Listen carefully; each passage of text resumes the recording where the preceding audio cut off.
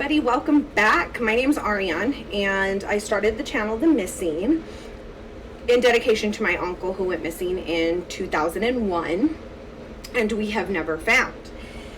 Since that time I have been posting cases for other missing people in hopes to bring others home, but as promised we are going to start a new series today, step out of the box a little bit, discuss something different, and I guess I shouldn't say fun. It's not really fun what we're going to discuss, but interesting or for those who like it. So I'll just put any disclaimers out there. If you are triggered by violence, murder, assault, anything to do with kids, anything like that, maybe this video is not for you. I will not be going into large details about what's done, but we will be talking about some sensitive subject matter. Once again, of course, as always, put your comments down below, like, subscribe. If you have any cases that you would like to talk about in our new series, let me know. And so I'll just kind of break down what this new series is. We're going to call it Let's Talk About Murder. So we're just going to discuss all different kinds of murder cases, everything from couples to serial killers, individual cases, everything. You guys don't be looking at my nasty hands. I haven't painted my nails. Excuse me. So today's story is about a young couple, Paul Bernardo, excuse me, I cannot talk, and Carla Homolka.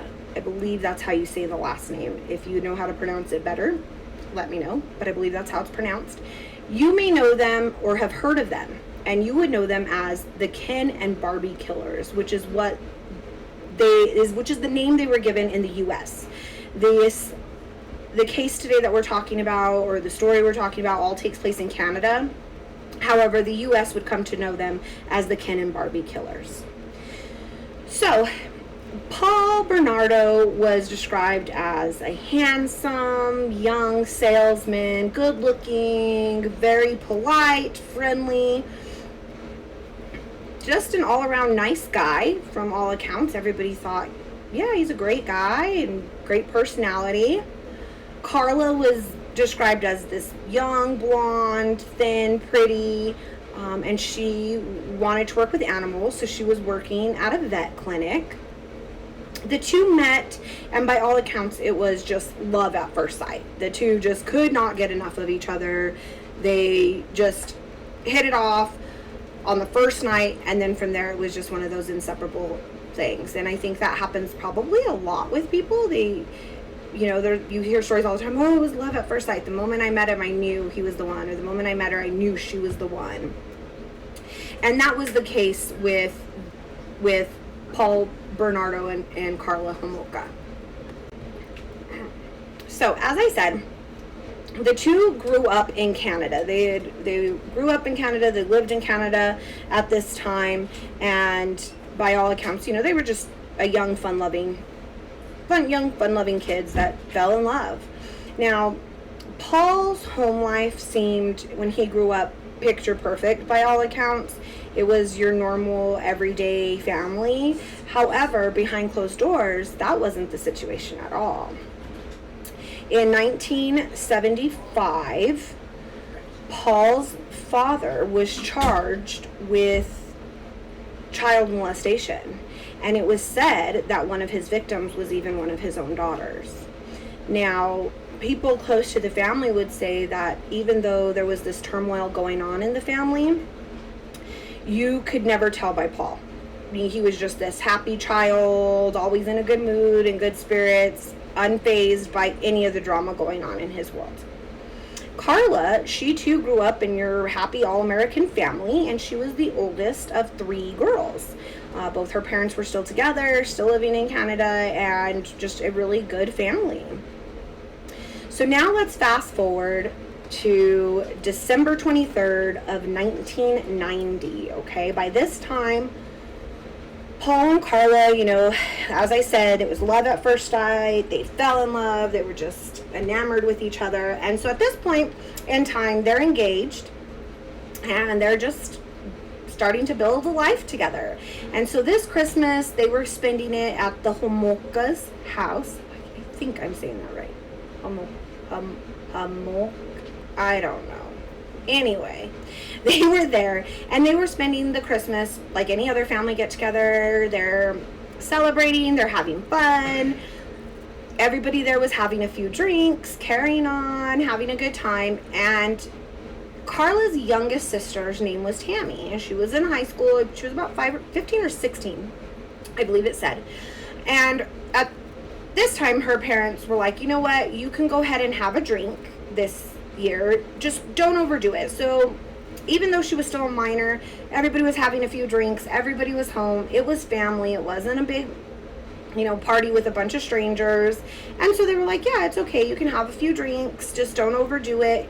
And I think there's probably plenty of parents who've been in that position. You'd rather see your kids safe, so you're like, okay, a sip here, a sip there, no big deal, just don't get carried away.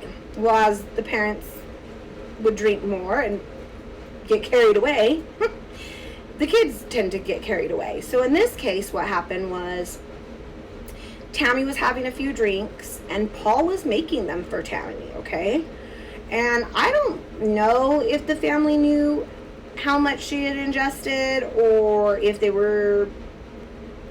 maybe they were just doing it a little more sneaky, but I guess it was a type of drink that she'd never had before, and she's a young, impressionable girl. And at this point in their relationship, they're engaged. This is her sister and her future brother-in-law, and she really looked up to Paul as like a big brother, right? He was this really amazing guy who just swept her sister off her feet. Everybody loved him. Her coworkers said, oh, he was so great. He would bring her flowers. He just was attentive to her every need. He was like picture perfect. And when they got engaged, her family was like, yes, this was the guy that they had prayed for. This was the guy that they couldn't have handpicked a better guy for their daughter. They were just so over their hills excited that Carla had found somebody to love, and that somebody who loved her back, and they just knew they were just going to have this wonderful, happy life together.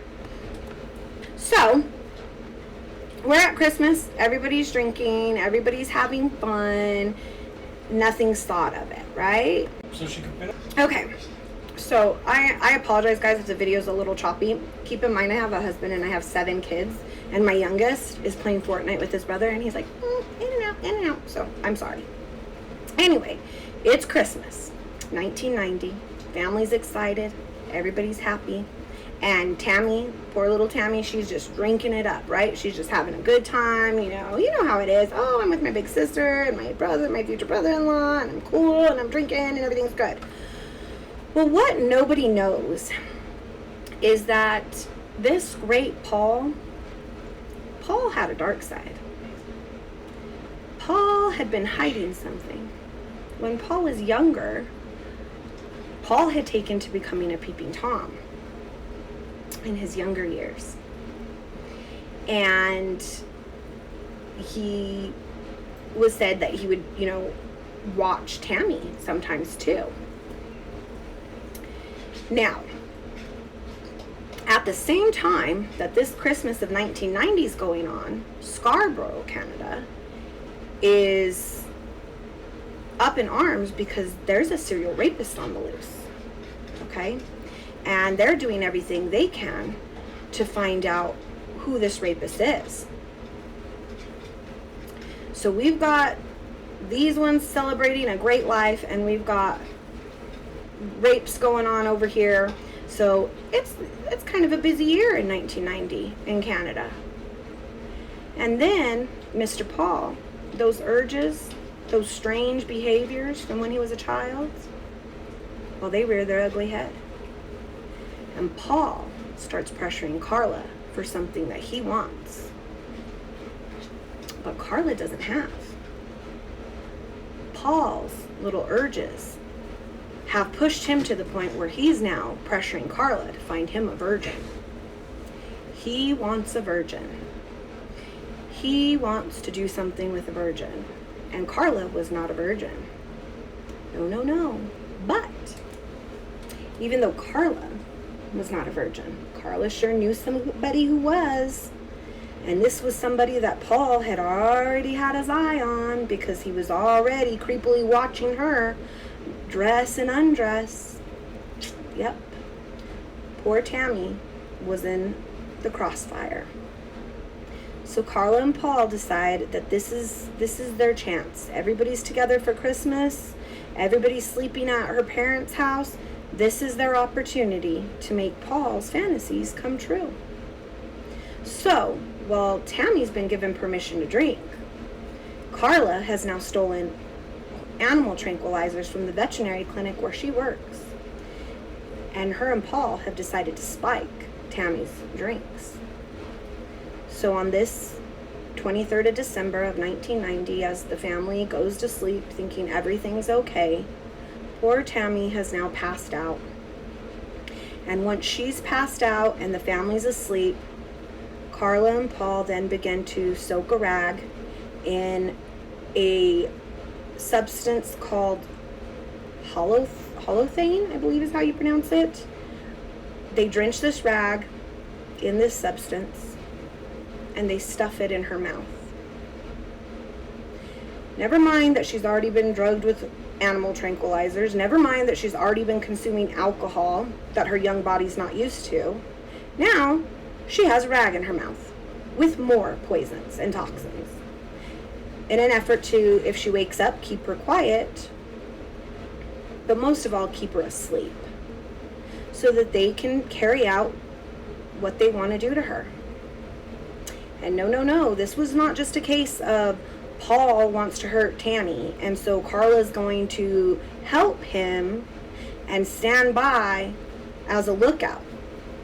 No. These two not only drugged this poor girl, they then pulled out their little video camera and said, "Ooh, let's record everything. Isn't this going to be a fun time?" They proceeded to record the entire attack that took place. While Tammy was passed out and unconscious, they began to rape her. And when I say they took turns raping this poor girl while they recorded it. But poor Tammy's young body couldn't take the alcohol, it couldn't take the toxins, and she began to vomit. And as she was vomiting, she began to choke. Now what do? They're in her parents' house. Her entire family is there. This is Christmas time. Well, the couple freaks out. So they get Tammy dressed, they pull her off of the bed, they put away their video camera, and they call 911. Police show up and Tammy is transported to the hospital. Sadly, Tammy would not make it. Tammy would pass away. However, although the chemical burns on her face from the rag were noted, when the toxicology report came back from the hospital, there were no drugs found in her system. So Tammy's death was ruled an accident.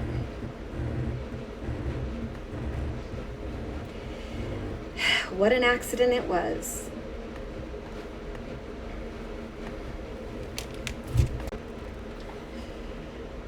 So, poor Tammy's gone. It's an accident. The family's devastated. She was the baby. But never in a million years did they ever think that Carla and Paul had anything to do with Tammy's death. I mean, they trusted the medical physicians. If it was an accident, it was an accident. Unfortunate accident, but an accident. And what about the chemical burns? Well, I guess Paul and Carla were able to explain them away as that when they found her vomiting, they, threw her on the floor and she got rug burn. Okay. I don't know since when rug burn looks like chemical burn, but okay. Either way, nothing was found in the system, so it was an accident. Well, life moves on for everybody involved, including Paul and Carla. And while the couple decide to go on about their life and they finally get their own home and they move out on their own and everything seems to be going really well, right? Like by all their friends' accounts, They had a nice little house. They were starting to be the couple everybody wanted to be. You know, they were making it. They were living the dream. And maybe the death of her sister was, whoa, a wake-up call. It's time to not be so crazy. Maybe it's time we just need to settle down and not be messing with things. After all, they have it all on record. They recorded everything. So if Paul has any little urges, he's got a video now. He can just watch that video. It'll be all good. No need to hurt anybody else. Just continue living the dream. Wrong. Once again, Carla would lure a teenage girl that she had befriended at the vet clinic. We'll call her Jane Doe. Lures Jane Doe to Paul. Once again, they drug her. They bind her. They assault her. Both of them. On video. Because that's fun. It's cute. Let's just take a video. Only this time, thank goodness the victim would live. However, when she woke up the next day, she would have no memory of the assault at all. So once again, now they've got 2 victims on video. So surely now Paul's satisfied. He's had 2 young girls. He's got it on video. There's no need to continue hurting anybody. If you have any urges, just, pop that tape in. Relive it. You've got it. You did it. Here it is. But no. Their story would not end there. In June of 1991, the couple would finally get married. And at this point, they were living in a different town. They had their own house. The rapes in Scarborough had stopped, but the Scarborough rapist was still on the loose. And while Carla and Paul are having their dream wedding, over at Lake Gibson, an unsuspecting couple would pull the dismembered body part out of the water tied to concrete bricks of a 14-year-old girl named Leslie Manafee, who had disappeared just days before Paul and Carla's wedding. Leslie disappeared on June 15th of 1991. Her dismembered remains would be found in Lake Gibson, attached to concrete blocks. And sadly, there would be no real leads. Just this young 14-year-old girl who lost her life too soon.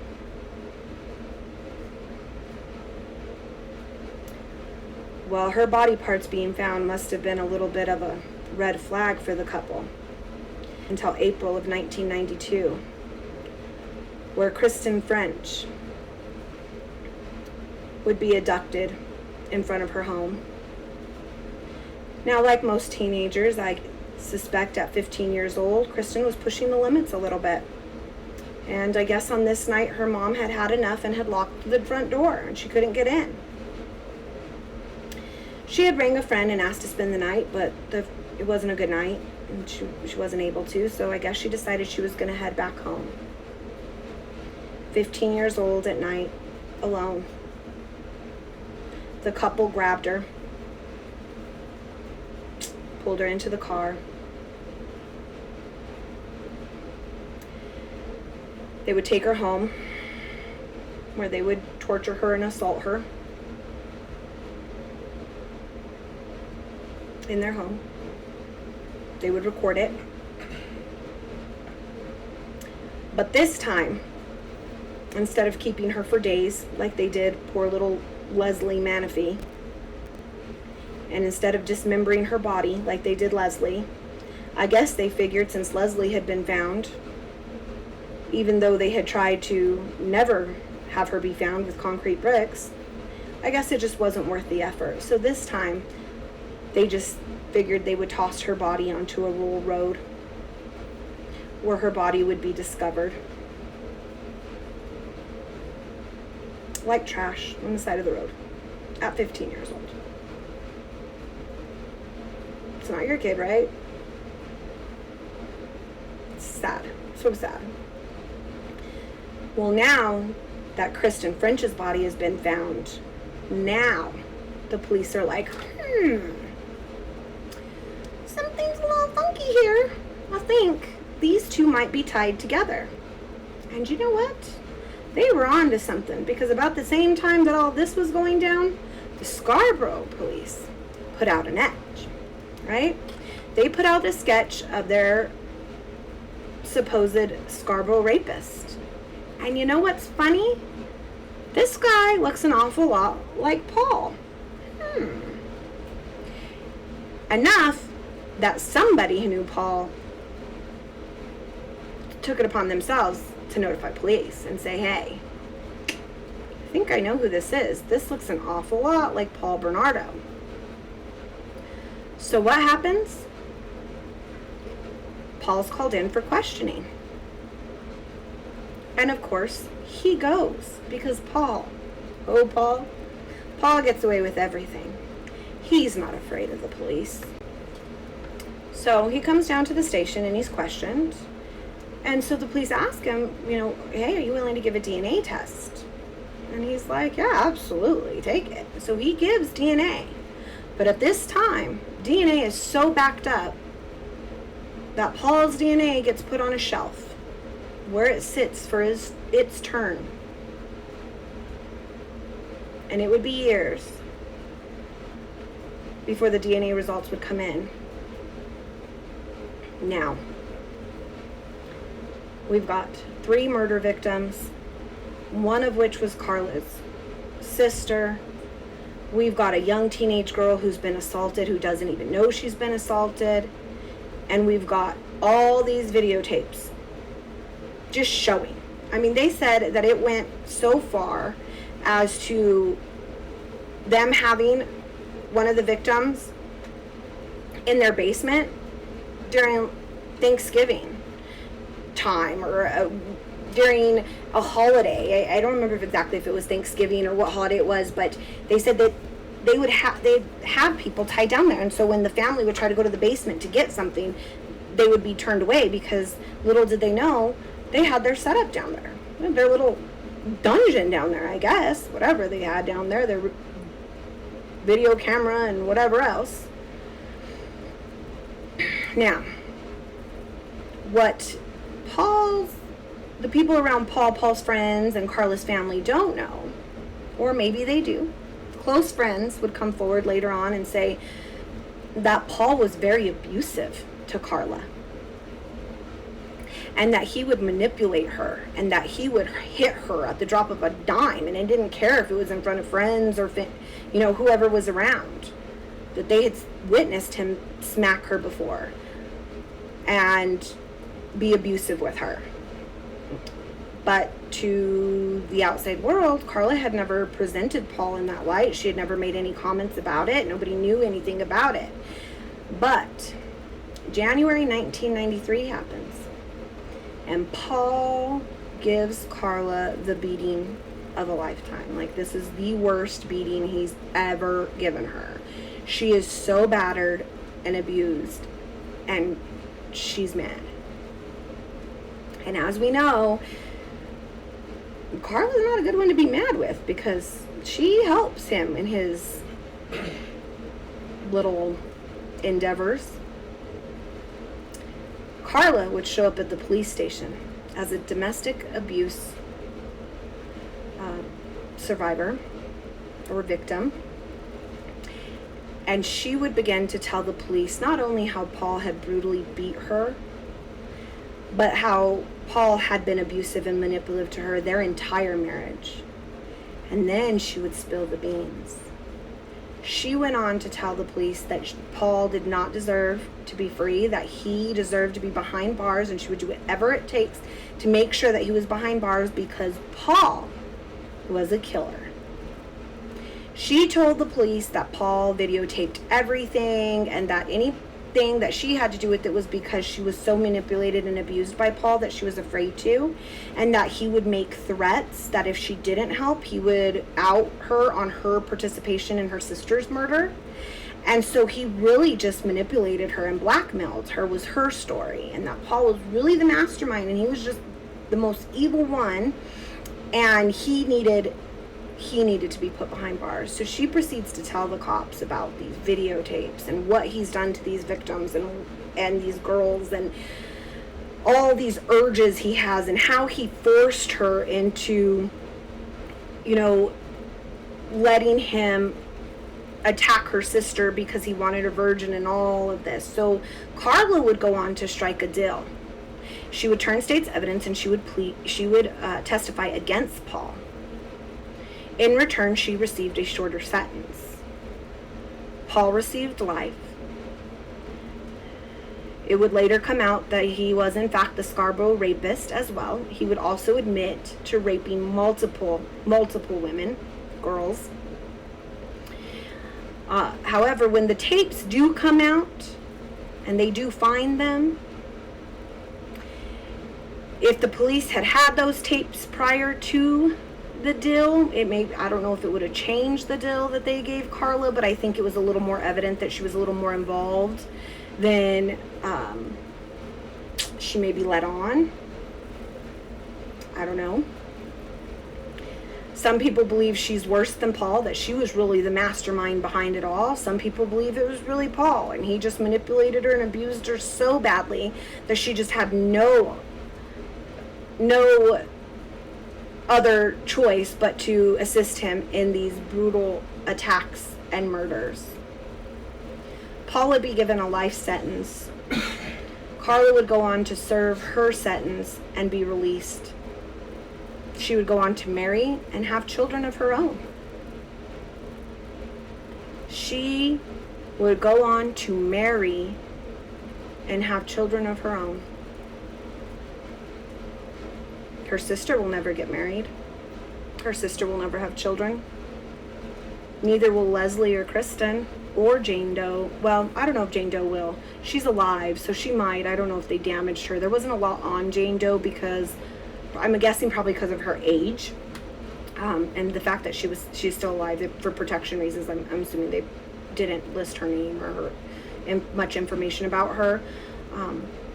But for sure, Tammy, Leslie, and Kristen will never have children. They'll never get married. They'll never experience graduating high school, going to college, nothing, because their lives were ripped short. I mean, it's just horrible. It's sad.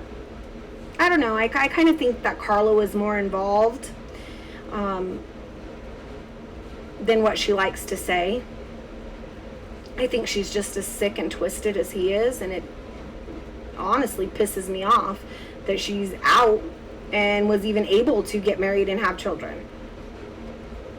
Like, how is somebody like that even allowed to have kids? Be around kids, anything?